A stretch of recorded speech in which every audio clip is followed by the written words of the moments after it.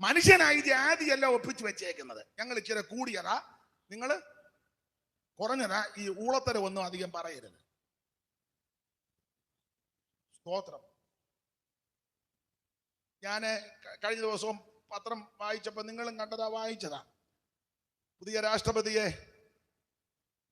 നിയമിക്കുന്നല്ലോ. സ്തോത്രം. നന്നായിരിക്കുന്നെന്നാണ് എൻ്റെ അഭിപ്രായം. ഇപ്പൊ നിങ്ങൾക്കൊരു ചിന്ത, പുള്ളി ഏത് പാർട്ടിയാണെന്നായിരിക്കും. ഇത് പാർട്ടിയുടെ ആളൊന്നുമല്ല, നിഷ്പക്ഷമായിട്ട് കാര്യം പറയുന്നത് നല്ലതാണ്. നല്ല കാര്യം ആര് ചെയ്താലും നല്ലതാണ്, അംഗീകരിക്കുന്നത് നല്ലതാണ്. അല്ല, ഇനിയിപ്പൊ അങ്ങനെ പോയെങ്കിലേ കാര്യമല്ല. അപ്പൊ ശ്രദ്ധിക്കുക, മനുഷ്യനായി ജാതിയും തരംതിരിവും ദൈവത്തിന്.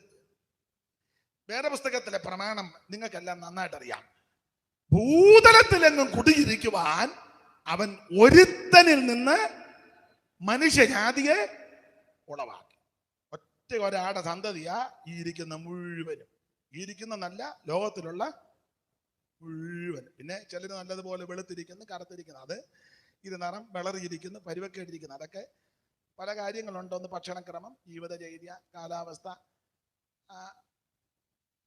ജനന പ്രക്രിയയെ കൂടെ വന്ന മാറ്റങ്ങൾ, അതുകൊണ്ടൊക്കെ ആയി പരുവക്കേടി നമ്മളെല്ലാം പലരും ഇരിക്കുന്നത്. ഞാനുമൊക്കെ പരുവക്കേടിൽ അങ്ങനെ ആയതാ. പക്ഷെ ഇത് പുറകോട്ട് പഠിച്ചാൽ ഒറ്റ ഒരാടെ സന്തതിയാണ്. നിങ്ങൾക്ക് വിശ്വാസമില്ലെന്ന് എനിക്കറിയാം. പിന്നെ ഞാൻ ഈ വേദപുസ്തകം വിശ്വസിക്കുന്ന ആളാണ്.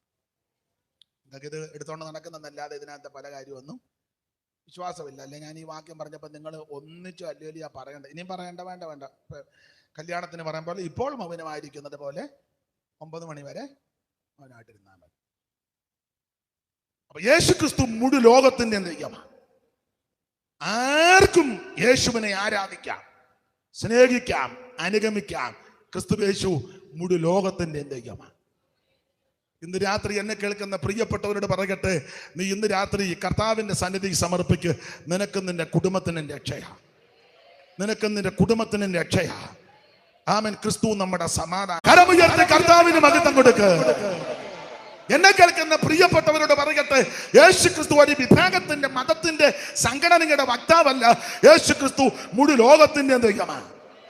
ഏത് മതത്തിലും കുലത്തിലും കുടുംബത്തിലും നിറത്തിലും നിലവാരത്തിൽപ്പെട്ടവർക്കും യേശു ക്രിസ്തുവിനെ അറിയുവാനൊക്കും, അംഗീകരിക്കാം, ആരാധിക്കാം, അനുഗമിക്കാം, സ്നേഹിക്കാം, സേവിക്കാം.